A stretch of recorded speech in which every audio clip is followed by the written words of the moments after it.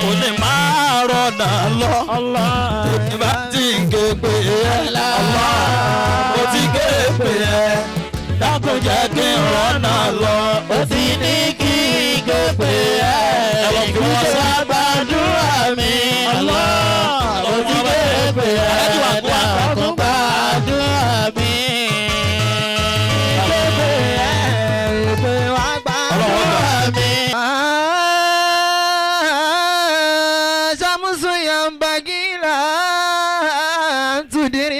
القمر ولا الليل سابق النهار وكل في فلك يسبحون. صدق الله العظيم. الله أكبر.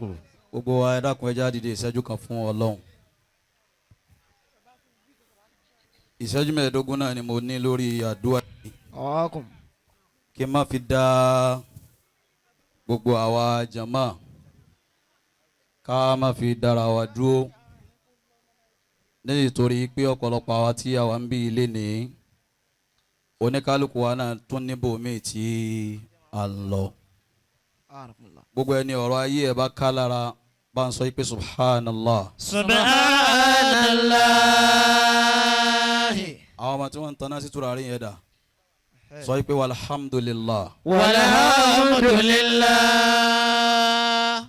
Wala ilaha illallah. Wala ilaha illallah. Ohun èèyàn méjìlá ń gbọ́ Allahu akbar. Allahu akbar. Adada khalqihi. Adada khalqihi. Wa ridha nafsihi.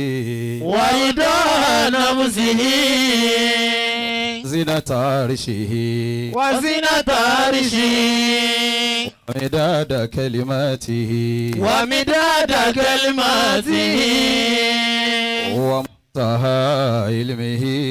ومنتهى علمه. ومبلغ الرضا.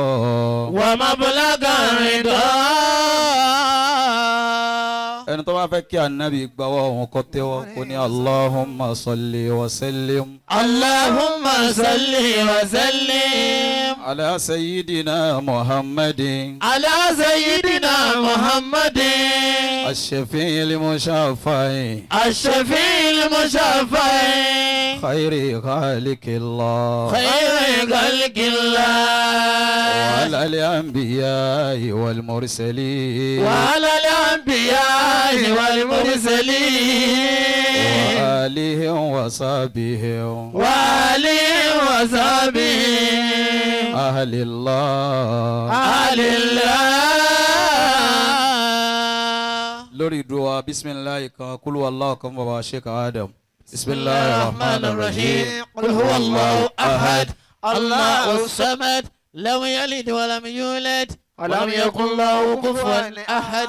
lórí ìdúró wa bisimilayi kan lè ilá fi kan fún bàbá wa àgbà mudirul markaz أدام الله مولانا حياته. Muhammad Habibullahi Adam Abdallah Alori. أدام الله Fún ẹ̀mí حياته. gùn àlékún àlàáfíà ara ọlọ́ba ṣe fún wa bisimilayi ilé ilafi. بسم الله الرحمن الرحيم. لإيلاف قريش إيلافهم رحلة الشتاء والصيف فليعبدوا رب هذا البيت الذي أطعمهم من جوع وآمنهم من خوف. kí gbogbo wa kí á jókòó lẹ̀ ká pariwo Allahu akbar kí n gbọ́ lẹ̀ kan náà. الله أكبر. ẹni ó fẹ́ mú orí lọ létí ojú tẹgbẹ́ lọ pariwo Allahu akbar. الله أكبر. a kí Ọlọ́run. Allah. mi ò ní fẹ́ gba àkókò bàbá wa gba oníwàásí onífọ́tò yìí jẹ́ rí náà dákun. yóò jẹ́ kí n gé kíkí yẹn ní kéékèèké. gbogbo àwọn àlùfáà náà ni màá kọ́kọ́ kí torí mo fẹ́ kí agbádùn bàbá oníwàásí dá. mo sì fẹ́ kí bàbá wa gba Nasiri kẹ́límà kan sí méjì àfẹ́gbọ́ látọ̀dọ̀ wọn. mo kí àlùfáà wa gbà ní ìjókòó yìí bàbá wa Maulana Sheikh Musa Al-Arifu Billah. أدام الله حياته. ọlọ́mọsà jẹ́ kí a rí yín pẹ́. آمين. la ilaha illallah. Àmín. Àmín. Àga tó ṣe bàǹbà yìí mo ti sọ fáwọn jàmáà pé mi è lò ó àwọn náà gbé síbẹ̀ lágídí èmi è ṣe mi è fẹ́ la. àwọn àgbà tó mo ní gbígbégbẹ̀ tẹ gbé bẹ̀ yìí àwọn kan ló yẹ ìjókòó yìí o pẹ̀lú bàbá oníwàásí. èmi tẹ́ ẹ fẹ́ gbé fún ìdí tèmi ò tí ì lè jókòó ń bẹ̀ torí pàwọn àṣẹ̀ṣẹ̀ ń bọ̀ ni. gbogbo bí jókòó yìí ti rí àtàlùbáríkà bẹ̀ ọ̀là bàbá wa al-arifu billahi. Allahu akbar. àwọn wọn lẹ́tọ̀ọ́ sí ààyè agabamba bá mi ṣe Abdulrahim lẹ́tọ̀ọ́ sí bàbá wa àgbà oníwàásí wọn lẹ́tọ̀ọ́ sí bàbá ni wọn tó kárí ẹ rí i pé ààyè ò padà ní gbà wá mọ́ àmọ́ lọ ní kí àwọn bàbá wa kún ó ní understanding pẹ̀lú wa bí wọn bá ní understanding pẹ̀lú wa ni ó ṣeéṣe káfá mi ò ti bínú padà pé èmi lẹ wá ní kí n jókòó sí ibi tí mo wà yìí àmọ́ bàbá wa al-arifu billah Adamallahu hayatahu. wọ́n ní understanding pẹ̀lú mi púpọ̀ ọlọ́mọsàjárí yín pẹ́ Àmín. ẹ dákun gbogbo àwọn àlùfáà ni mo kí ìkúnlẹ̀ yìí ni ẹ bá ń fi gba gbogbo kíkí àwọn àlùfáà ìkúnlẹ̀ bàbá Sheikh Adam ìkúnlẹ̀ bàbá Lágége láti apá àlàáfíà báyìí tó fi dé apá àlàáfíà báyìí gbogbo àwọn àfáà ní àpapọ̀ adúpẹ́ lọ́dọ̀ yín ọlọ́mọsàbà ṣàlékún dáadáa Àmín. torí àkókò bàbá àgbà oníwàásí nínú dáadáa tèmi rí lára wọn tí mo fi pè wọ́n òun ni wípé wọn ò sínú àwọn àfáà oníwòrowòro torí wàásí ti di tọrọ fọ́nkálé àfáà mi tẹ́ ẹ bá pè ní wàásí ọ̀tọ̀ ní tẹ́ lérò lọ́dọ̀ ẹ̀ ọ̀tọ̀ ní tẹ́ bá à ń rí ẹ̀kọ́ gidi tí ń jáde látọ̀dọ̀ yín yàtọ̀ sí àwọn àfọ́ orí wàásí afẹ́fẹ́ alọ́sàlẹ̀ àfáà láti Kòròdú ẹ̀ṣẹ̀ wọn lọ́wọ́ bá ń pa yín lé Àmín. tíyẹn ni mo fi kí gbogbo àwọn àlùfáà bàbá wa àgbẹ̀ oníwàásí mo fi jókòó bàbá wa túnlù ṣe mo fi kí gbogbo àwọn àlùfáà wa ní Markaz ọlọ́mọsàjárí yín pẹ́ o. Àmín. mo kí àwọn alhaji wa bàbá àdínì wa alhaji wa Anad Al-Atik kí wọ́n máa wọlé kí wọ́n máa rọra. ẹ̀yin obìnrin bí mo ti kí àwọn bàbá ní àpapọ̀ àtàwọn àfáà lápapọ̀ bẹ́ẹ̀ náà ni mo kí ẹ̀yin náà mo kí gbogbo ẹ̀yin alága ẹ gbà wá bí a ti mọ bí àkókò yìí ti fún mo kí gbogbo ẹ̀yin obìnrin náà ní ẹlẹ́kùn alájà wa Bayura mo rí ṣé wọ́n ti fún wọn ní àyè àti ìyá wa Ọpẹ́yẹmí ọlọ́wọ́n bá a dúpẹ́ fún yín Àmín. wala la ilaha illallah Àmín. gbogbo jama alasalatu lọ́kùnrin àti lóbìnrin salamu alaykum wa rahmatulahi wa barakatuhu. Wa alaykum assalam wa rahmatullahi wa barakatuhu. ẹ dákun gẹ́gẹ́ bí àdúrà tí a máa ń ṣe ní ọdọọdún gbogbo ẹni ó fẹ́ múre lọ léjú tẹgbẹ́ lọ náwó sókè báyìí sọ pé Allahu akbar. Allahu akbar. nígbà tí a ń bá àdúrà tọdún yìí bọ̀ wá Suratul Muzammil òun làwọn àgbàlagbà yàn fún wa ìpè ẹ lọ sá ọ ní tó bá di irú ọjọ́ ìní tá a fẹ́ parí ẹ̀ tá a pa màálù rẹ̀ tá a ṣe gbogbo ẹ̀ ẹ wá ṣẹ́ oró márùn-ún orí ẹ̀ kù oró márùn-ún yẹn ni ká wá ṣe papọ̀ pẹ̀lú gbogbo àwọn jàmá tí wọ́n wà láàyè yìí ẹ dákun gbogbo ẹni tí ojú mi ò bá ká láti máa dákọ yín gbogbo yín ni mo kí o ọlọ́run bá ń ṣàlékún dáadáa fún yín Àmín. ẹ dákun torí tọlọ́run ní nítorí àkókò ni mo dẹ̀ fẹ́ kó jẹ́ sí pé gbogbo wa ń bì yìí mo fẹ́ kó ní kálukú wa ó múre lọ lé ọlá àwọn àgbàlagbà tí wọ́n jòkó lẹ̀. Suratul Muzammil ọlọ́run wọlá bíi ti jẹ́ lọ́dọ̀ àwọn àgbàlagbà yọ wọlá ayé márùn-ún tó kù tá a fẹ́ sà lérí ìdúró wa ń bì yìí wọ́n ní àṣà ẹyọ kan bá a ti jòkó yìí mẹ́rẹ̀ẹ̀rin tó kù á wá ṣe ẹyọ kọ̀ọ̀kan sí erigun mẹ́rẹ̀ẹ̀rin ọlọ́run erigun mẹ́rẹ̀ẹ̀rin àgbáyé ọlọ́run jẹ́ kí orí ọmọ wa bẹ́ni kọ̀ọ̀kan wa. Àmín. ẹni tá dùn àrè ọpẹ kó tó gbà lẹni tí ò rí àmì ṣe ju tẹgbẹ́ lọ. Àmín. àníyàn wa lórí àdúrà yẹn ọ̀pọ̀ bá a bá ti ń ṣe dàlẹ́ ìlú yẹn tí márààrún ó fi pé àbí talákọ̀ọ́kọ́ ó fi pé àwọn àgbàlagbà ọmọ bá wa ṣe dàlẹ́ ìlú khairat léyìí tí wọ́n pín sí oníkálukú wa lọ́wọ́. Suratul Fatiha bàbá ìmáàmù àgbà ńìlọrin ẹ dákun ẹ bá ń pariwo ṣéwù. Ṣéhù. ó òun náà ni àwọn bàbá ní a fi ṣe kútúbà rẹ̀ kí ọlọ́mọṣà wọlé ìta fẹ́ ṣe lọ́dún yìí gbogbo àwọn tọ́lọ̀ ni wọ́n ràn wá ṣe bí jókòó yìí ti rí kò sáwọ́dù kò sí oyè bá a ti máa ṣe lọ́dọọdún náà ni bàbá oníwàásí àwọn kan wá lọ́lọ́run rán sí wa àwọn kan lọ́lọ́run fi kẹ́ wa nínú àwọn tọ́lọ́run fi kẹ́ wa gbogbo jama ọkùnrin Nuru Najat wọn a máa dá odidi màálù kan wọn a dá dùbúlẹ̀ wọn ò tí ì wá ní abẹ́ ọlọ́run ọlọ́mọṣàjẹ́ wọn ó ní. Àmín. nínú àníyàn wa gbogbo àwọn àgbàlagbà tí wọ́n ṣẹ́kù fún wa ní Nuru Najat ìyẹn fẹ́ máa dákọ̀ kó wa oníkálukú náà ti mọ rẹ̀ lẹ́yìn àgbàlagbà ni ọlọ́run bá wa dúró tì í. Àmín. nínú àníyàn wa gbogbo ìjọ wa Nuru Najat lápapọ̀ Allahu Nur. ẹni tádùn àrè ò ní gbà ọlọ́run ò ní jó ṣèṣì yànà ọ̀dọ́ wa. Àmín.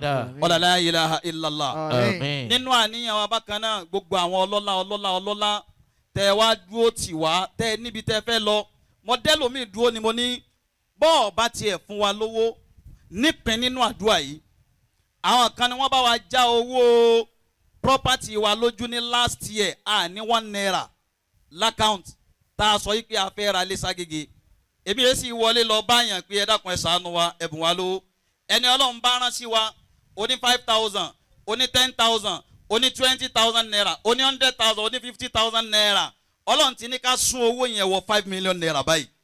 Allahu Akbar. a sì máa ń pẹ́ ní ìjókòó àwọn àgbàlagbà tí wọ́n ń bẹ ń bí yìí àti àwọn àlùfáà àti gbogbo ẹ̀yin ẹni ọlọ́run nítorí kálukú bá tún fi ràn wá lọ́wọ́ kọ́dà bá a rí i pé lọ́dún ìyá mọ̀ yìí pé ńgbà táwọn àtúnṣe ọdún ti ń bọ̀ wá á ní sùúrù ni ṣé Dáúdù ní wẹ́rẹ́ èyí ò débi tí ń lọ béèyàn ọba ti kánjú wà débi tó ń lọ níjọ́ tá a fẹ́ bẹ̀rẹ̀ ti tèlé lọ́hùn tá a fẹ́ kọ́ mọ́sálásí ẹ̀mẹ́ta ló wó àwọn àwọn òye bọ́ọ̀lù àfáà yóò ti rí mọ́sálásí yìí kọ́ lára wípé ẹ̀ ń ṣàánú wa mọ́sálásí náà dìde gbogbo ẹni bá débẹ̀ ní ma pé ha àdúró owó báyìí lẹ rì mọ́ mọ́sálásí yìí ìta fi gbé láti òkè tí ò ní blọ́ọ̀kù nínú tó fi ga tó báyìí sìmẹ́ǹtì àti irin nìkan ni látìgbà náà ni ò ti wá wó mọ́ ni ò ti ya mọ́ ọba tó bá kọ́ tọ̀hún náà yóò bá wa kọ́ tẹ́lẹ̀ yìí náà. Àmín. ìyẹn wà nínú àníyàn wa kọ́lọ̀ ń bá wa ara lè Ságége náà. Àmín. nínú àníyàn wa bákan náà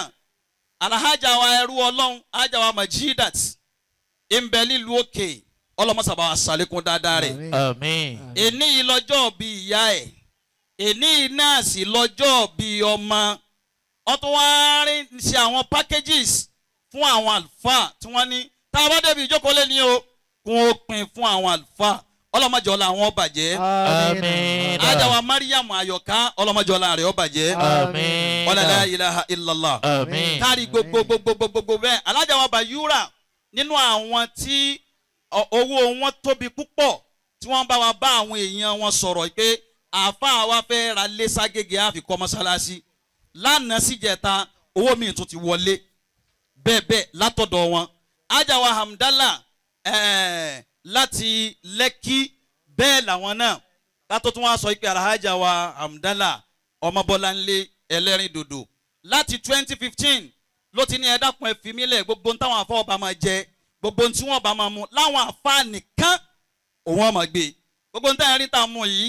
àtẹ̀yí táwọn afọ́ jẹ tó jẹ́ pé àfa ní o láti jọ́nà lárábìnrin náà ní ti gbé ọlọ́run ò sì jẹ́ kí ọlá rẹ̀ ọ wálẹ̀ ọlọ́mọdé ọlá rẹ̀ ọ wálẹ̀ láéláé. Àmín. ẹ dákun ẹ bá ń ṣe àmì fàjà Hamdallah. Àmín. wala la ilaha illallah. Àmín. àwọn àdánwò ọlọ́run tó kọjá tí ọ̀pọ̀lọpọ̀ àwọn èèyàn wá rò yí pé àbí kò lè dìde mọ́ agbọ́ntẹ́lómi sọ pé àwọn àbá ti gbowó tán lọ́wọ́ rẹ̀ ni pàápàá jùlọ àfa ṣúgà ó ti gbowó tán lọ́wọ́ rẹ̀ ni ọlọ́run wá ní ó dìde padà ọlọ́run mọ̀jọ́ ṣubú mọ́ láéláé. Àmín. wala la ilaha illallah. Àmín. ẹ dákun kó ní kálukú wa ká tẹ́wọ́ ká dàníyàn astaghfirullah. La ilaha illallah. Muhammadu Rasulullah. mẹ́ta péré ni ká wí. As-salatu was-salamu ala khayri khalqillah. bí ọwọ́ sókè astaghfirullah. La ilaha illallah. Muhammadu Rasulullah. Allah. As-salatu was-salamu ala khayri ó pẹ́ yọ káwí khalqillah. dáadáa astaghfirullah. La ilaha illallah. Muhammadu Rasulullah. Àmín. As-salatu والسلام على خير خلق الله. ọ̀yà ṣe amínà lẹ́ẹ̀mẹ́ta kó da. آمين آمين آمين يا الله. wọ́n á bá yàn rojọ́ máa dàníyàn kọ́lá bọ̀ bá ń jẹ nǹkan lọ́wọ́ fi yìí èmi kọ́lẹ̀ kó bùkátà wa bá ọlọ́run ni o. bisimilahi rahman rahim ya ayyuhal muzammilu qum al-layla illa qalila má dàníyàn nisfahu aw inqus minhu qalila aw zid alayhi wa rattil al-qur'ana tartila. إنا سنلقي عليك قولا ثقيلا. inna nashiyata al-layli hiya ashaddu wat'an wa aqwamu qila. إن لك في Ah, fama النهار baba kada سبحا lelo. طويلا. واذكر اسم ربك وتبتل إليه تبتيلا. رب المشرق والمغرب لا إله إلا هو فاتخذه وكيلا واصبر على ما يقولون واجر أجرا جميلا. وذرني والمكذبين أولي النعمة ومهلهم قليلا. إن لدينا أنكالا وجحيما وطعاما ذا غصة وعذابا أليما يوم ترجف الأرض والجبال وكانت الجبال كثيبا مهيلا. إنا أرسلنا إليكم رسولا شاهدا عليكم كما أرسلنا إلى فرعون رسولا فعصى فرعون الرسول فأخذناه أخذا وبيلا. فكيف تتقون إن كفرتم يوما يجعل الولدان شيبا. السماء منفطر به كان وعده مفعولا. إن هذه تذكرة فمن شاء اتخذ إلى ربه سبيلا.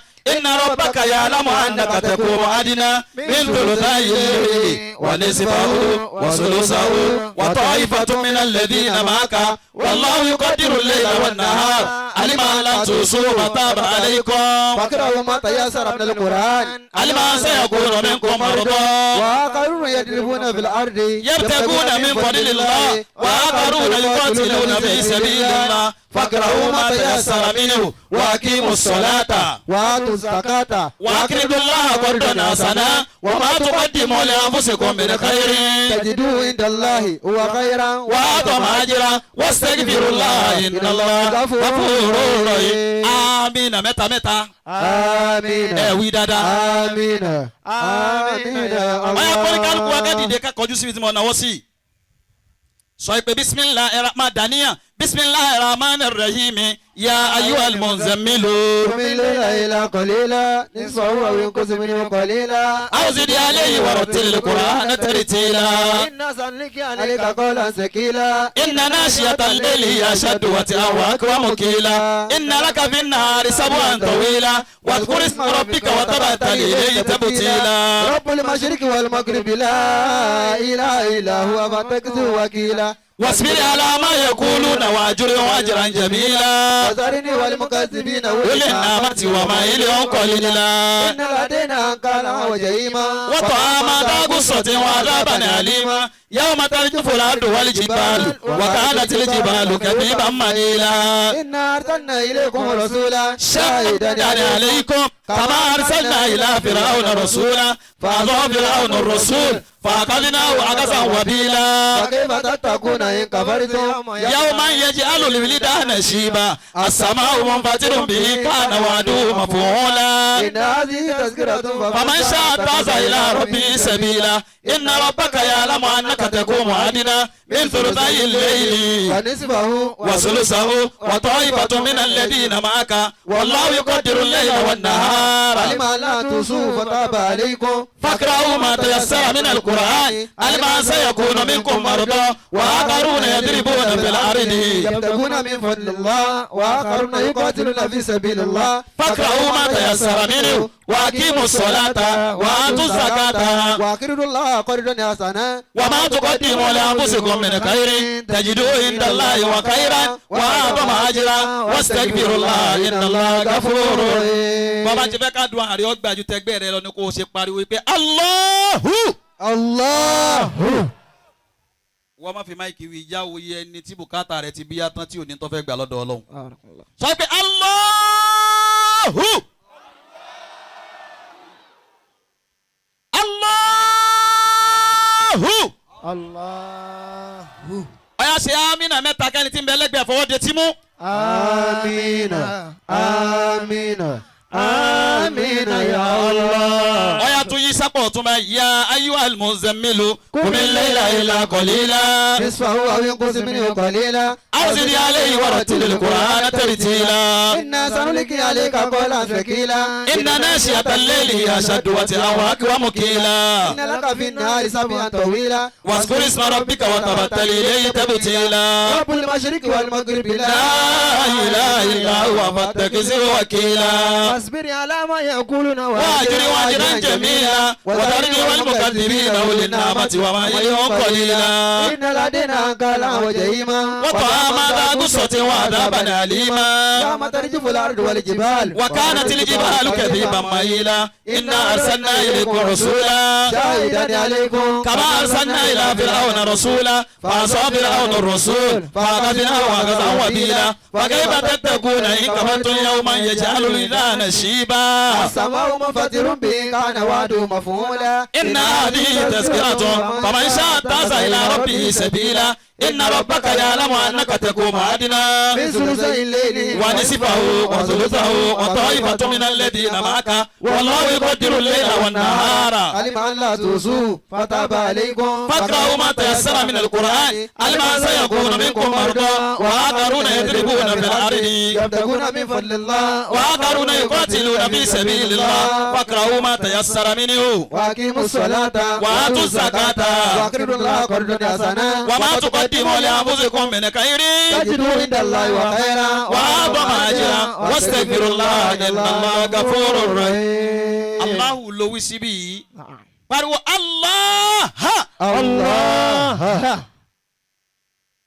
gbogbo tí ń jó ore ìyanu Ọlọ́run jẹ́ wá bá wa. آمين آمين sọ pé Allah الله Allah الله amina mẹ́ta kó gòkè.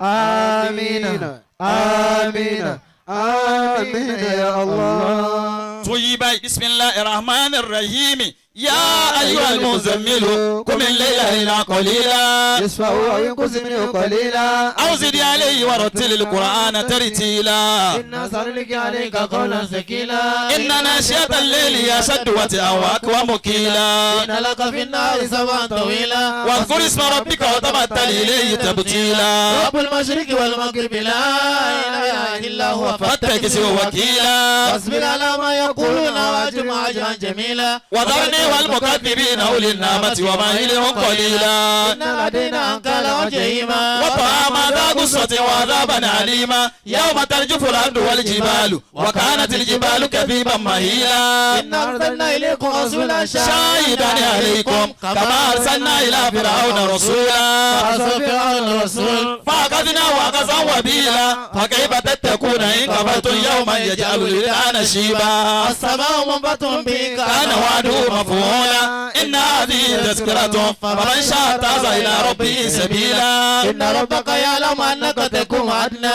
من ثلثي الليل ونصفه وثلثه وطائفة من من الذين معك والله يقدر الليل والنهار علم أن لا تحصوا فتاب عليكم فاقرأوا ما تيسر من القرآن علم أن سيكون منكم مرضى وآخرون يضربون في الأرض يبتغون من فضل الله وآخرون يقاتلون في سبيل الله فاقرأوا ما تيسر منه وأقيموا الصلاة وآتوا الزكاة وأقرضوا الله قرضا حسنا وما تقدموا لأنفسكم من خير تجدوا عند الله وخيرا وأعظم أجرا واستغفروا الله إن الله غفور رحيم الله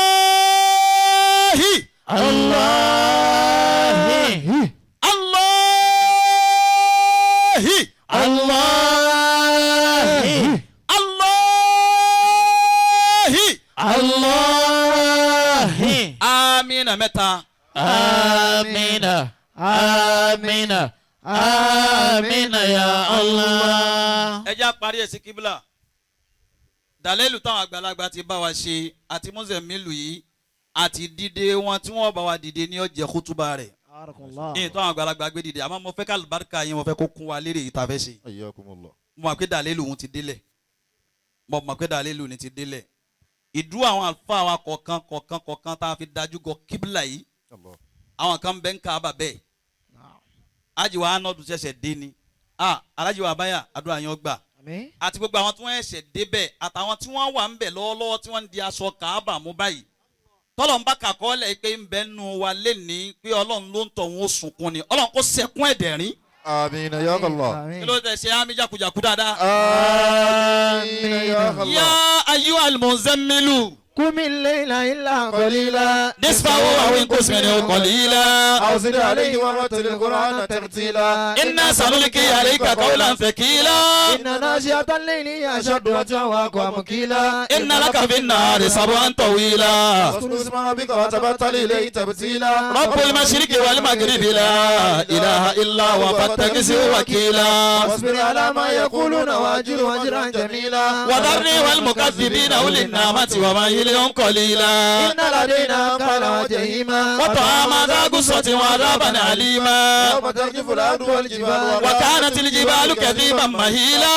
إنا أرسلنا إليكم رسولا شاهدا عليكم كما أرسلنا إلى فرعون رسولا. فعصى فرعون الرسول فأخذناه أخذا وبيلا. كيف تتقون إن كفرتم يوما يجعل الولدان شيبا. السماء منفطر به كان وعده مفعولا. إن هذه تذكرة فمن شاء اتخذ إلى ربه سبيلا. إن ربك يعلم أنك تقوم أدنى من ثلثي الليل ونصفه وثلثه. طائفة من الذين معك والله يقدر الليل والنهار علم أن لن تحصوه فتاب عليكم. فاقرأوا ما تيسر من القرآن علم أن سيكون منكم مرضى وآخرون يضربون في الأرض يبتغون من فضل الله. وآخرون يقاتلون في سبيل الله فاقرأوا ما تيسر منه وأقيموا الصلاة وآتوا الزكاة وأقرضوا الله قرضا حسنا وما تقدموا لأنفسكم من خير تجدوا عند الله وخيرا وأعظم أجرا واستغفروا الله إن الله غفور رحيم. àti Allahu àti Allahu àti Allah àti Allah àti Allah àti Allahi ẹyọ kan tó kù yìí ẹyọ kan tó kù yìí ìfọ̀kànbalẹ̀ la fi béèrè ìfọ̀kànbalẹ̀ la fi béèrè ẹ ní pè yẹn já ẹ ní pè níjà wàá dé pè é ní wàá kíkankíkan pè ní kíkan kíkan kọ́ba mi kó sílẹ̀kùn ayọ̀fẹ́ ní Kọ́ba mi kó kọ̀ọ̀kan wa sílẹ̀kùn ayọ̀fẹ́ ní sábẹ́ kọ̀ọ̀kan wa. Allah.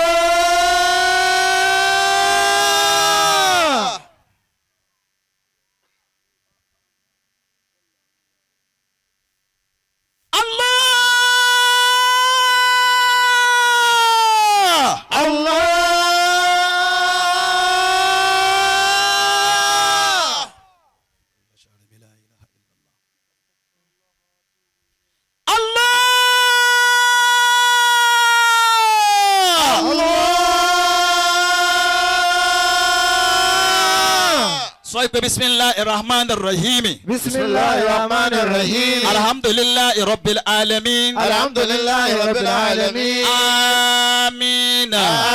آمين amiina. آمين amiina ya allah. آمين يا الله الرحمن الرحيم. الرحمن الرحيم amiina. آمين amiina. آمين amiina ya allah. آمين يا الله مالك يوم الدين. مالك يوم الدين آمين. آمين آمين. آمين آمين يا الله. آمين يا الله إياك نعبد وإياك نستعين. إياك نعبد وإياك نستعين آمين. آمين آمين. آمين آمين يا الله. آمين يا الله اهدنا الصراط المستقيم. اهدنا الصراط المستقيم آمين. آمين آمين. آمين آمين يا الله. آمين يا الله صراط الذين أنعمت عليهم صراط الذين أنعمت عليهم غير المغضوب عليهم ولا الضالين. غير المغضوب عليهم ولا الضالين gbogbo àmì mẹ́ta gbogbo ẹ̀yin tẹ́ ẹ̀ jẹ́ káṣírí wa ó tú àṣírí yìí ò ní tú. آمين gbogbo àwọn jàmá ọkùnrin Nuru Najat ọlọ́mọṣà bá ń gbé yín ga. آمين ọlọ́nkọ́ bá ń gbé yín ga. آمين mo sọ̀rọ̀ kan fún àfáwà túlù ṣe ń jò ní mo ní àti ìdèèyàn tá a bá ti rí inú ọmọ kéwú tá a sọ fún wípé lágbájá lọ́ba ń fi 10,000 yìí ṣe nǹkan kalẹ̀ kí n tó dé. ká máa pe àwọn ọmọ kéwú pé mú 5,000 ṣe nǹkan báyìí mú 10,000 mú 20,000 kó máa fọwọ́ rárá. ọlọ́run o wọlá Muzammilu tá a ṣe yìí mọ́sà jẹ́ nǹkan náà yí padà fún ọ kó dìrọ̀rùn. آمين يا الله gbogbo àwọn kéwú tí wọ́n ń bẹ lára ọlọ́run kó pè wọ́n léèyàn. آمين gbogbo àwọn tá a wá bíi pátápátá ẹran kórìíra òṣì ọlọ́run kó lè kó nu ayé wa. آمين ẹ sọ pé amínà. آمين amínà. ya Allah. Amina ya Allah. gbogbo ntọ́ bá wúwo lọ́dọ̀ ẹ̀ tó fẹ́ fi ṣe sàárà rẹ̀ bóyá sáré ṣèyẹn láàrin ìṣẹ́jú méjì ó ti ní kí n ké pè ẹ́ wípé wàá gbàdúrà mi Allah mo ti ké pè ẹ́ dákun gbàdúrà mi. mo ti ní kí n ké pè ẹ́ wípé wàá gbàdúrà mi Allah mo ti ké pè ẹ́ dákun gbàdúrà mi. ó ní kí n ké pè ẹ́ wípé wàá dúró tì mí Allah mo ti ké pè ẹ́ dákun dúró tì mí. mo ti ní kí n ké pè ẹ́ wípé wàá gbàdúrà mi Allah mo ti ké pè ẹ́ dákun gbàdúrà mi. ó ní máa rọ̀nà lọ́la èmi bá ti ń ké pè ẹ́ Allah mo ti ké pè ẹ́ dákun jẹ́ kí n rọ̀nà lọ. ó ti ní kí n ké pè ẹ́ wípé wàá gbàdúrà mi Allah mo ti ké pè ẹ́ dákun gbàdúrà mi.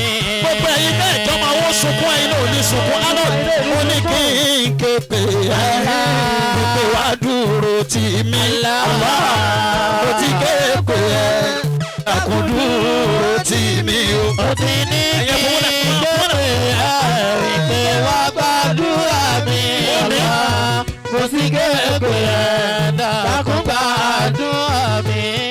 ó ní máa borí ọ̀tá èmi bá fẹ́ jọ sùn ẹ́ ó fẹ́ jọ sùn ẹ́ dákun jẹ́ ń borí ọ̀tá. ó ti ní kí n ké pè ẹ́ wípé wàá gbàdúrà mi Allah mo ti ké pè ẹ́ dákun gbàdúrà mi. ó ní kó lè sí ṣòro èmi bá ti ké pè ẹ́ Allah mo ti ké pè ẹ́ ìjẹ̀pá jẹ́ kó ṣòro. ó ti ní kí n ké pè ẹ́ wípé wàá gbàdúrà mi Allah mo ti ké pè ẹ́ dákun gbàdúrà mi. ó ní wá bá mi kẹ́ bàbá pẹ̀lú àwọn òkú ọ̀run bá mi kẹ́ bàbá má gbàgbé ìyá mi. ó ti ní kí n ké pè ẹ́ wípé wàá gbàdúrà mi Allah mo ti ké pè ẹ́ dákun gbàdúrà mi. bẹ́ẹ̀ bá wo orí sítátùsì mi lálẹ́ yìí mo rántí ìyá mi àwọn bàbá rántí ìyá wọn. mo wá bú sẹ́kún àwọn abúsẹ́kún gbà náà. ní nǹkan bí aago 12 òru. nǹkan bí aago 12 òru. àwọn ẹ̀gbìn kan bẹ téèyàn bá ní ìyá Arakunlọ. ìyá yẹn máa jí ẹ gbé ìyá ni yóò jẹ́ gbé. tí ìyá yẹn bá wà tí ìyá ni tó bẹ́ wà. yóò bọ̀ kó àwọn ẹ̀gbìn kan. yóò bẹ kó àwọn ẹ̀gbin kan tẹ́gbìn ní òfin ní kàn án. oníwà bá mi kẹ́ bàbá pẹ̀lú àwọn òkú ọ̀run Allah bá mi kẹ́ bàbá má gbàgbé ìyá mi. ó ti ní kí n ké pè ẹ́ wípé wàá gbàdúrà mi Allah mo ti ké pè ẹ́ dákun gbàdúrà mi. ó ní máa rọ̀nà lọ èmi bá ti ń ké pè ẹ́ Allah mo ti ké pè ẹ́ dákun jẹ́ kí n rọ̀nà lọ. ó ti ní kí n ké pè ẹ́ wípé wàá gbàdúrà mi Allah mo ti ké pè ẹ́ dákun gbàdúrà mi.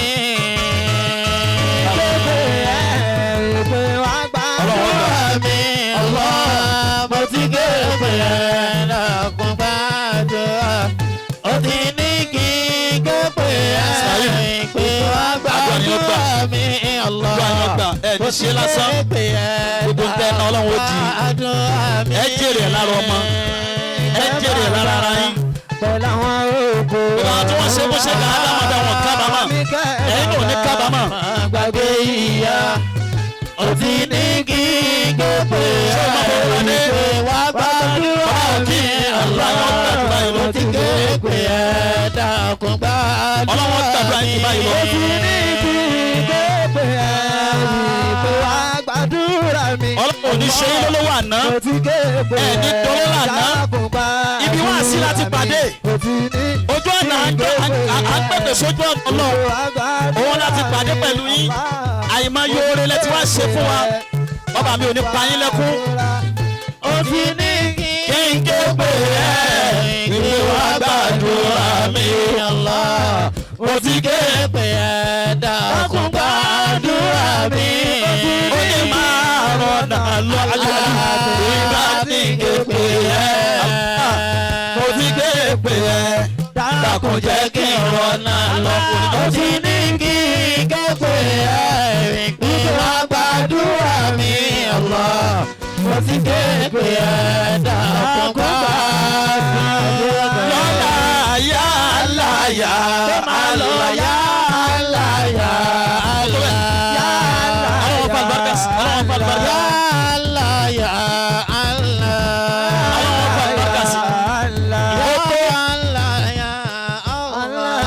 Allah. bí o ti sọ́wọ́n lu tó ẹ rọ́jú mú owó yẹn mùsùlùmí lu pé bọ́tà anakumullah.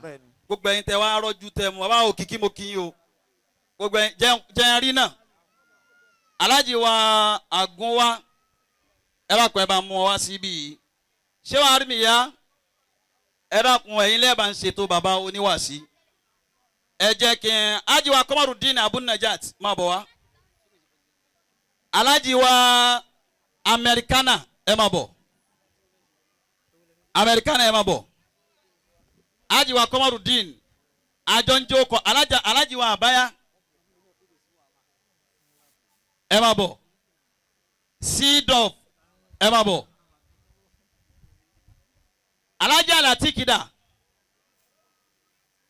alatik travels and tours bàbá wa àgún wa wọn ò ṣe ní ẹ̀yìn táwọn náà máa bọ̀ wá ètò tí mo fẹ́ ṣe yìí àwọn náà wọ́n kọ́ ṣẹ̀ wá lọ́wọ́ ní last year tá a ní a fẹ́ bẹ̀rẹ̀ àwọn owó níta fẹ́ fi ṣe project Agége 200,000 naira lájà àgún wa nìkan fi bá wa já lójú n tó mú wa láti last year tá a fi wọ 5 million ní February last year nígbà tá a bá tún gbé tá a kanlẹ̀kùn ilé ẹnìkan tá a bá tún gbé láti ibi àsìkò yìí náà tí ó fi di December mo mọ̀ wípé nínú ọlẹ́ àtàlùbáríkà bàbá wa Sàláàtì Ọlọ́run ó jẹ́ nǹkan náà gbé inshallah tá a bá fi ṣe anniversary ní 2025 tá a ṣe anniversary 20 years bá a ti ṣí mọ́ṣáláṣí ní tẹ́lẹ̀ nígbà tá a pé ọdún mẹ́wàá bẹ́ẹ̀ náà láwa ṣí Tagége yìí ní 15 years.